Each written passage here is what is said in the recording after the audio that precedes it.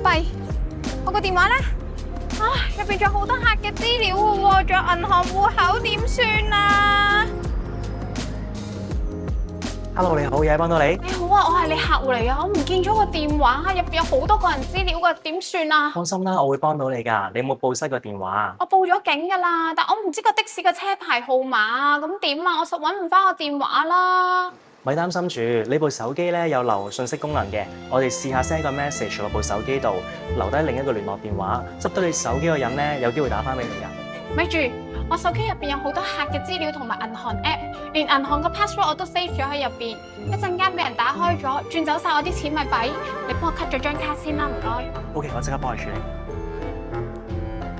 陳小姐，張卡 cut 咗㗎啦，我已經用同一個號碼咧幫你換過張新卡，轉頭擺落部手機度咧即刻用得到㗎啦。我而家幫你擺落去啊。好啊，唔該。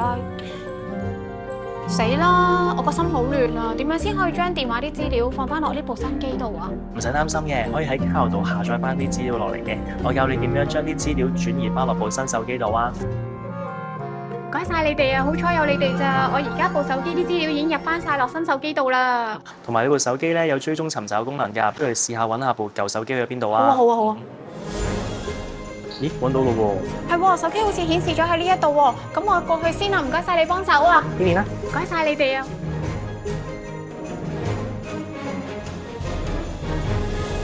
唔好意思啊，司機，我想話頭先我搭你架的士嘅時候，可能留咗個手機喺後座，可唔可以俾我揾一揾啊？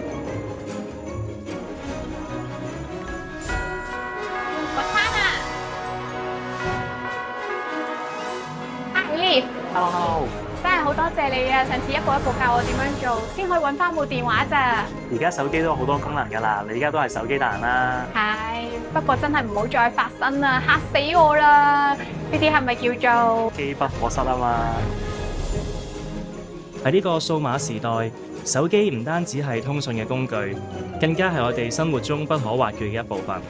Smart Home 致力成為值得信賴嘅數碼生活夥伴。顧客如果喺用手機或者電信服務嘅時候遇到咩困難，都可以揾我哋幫手。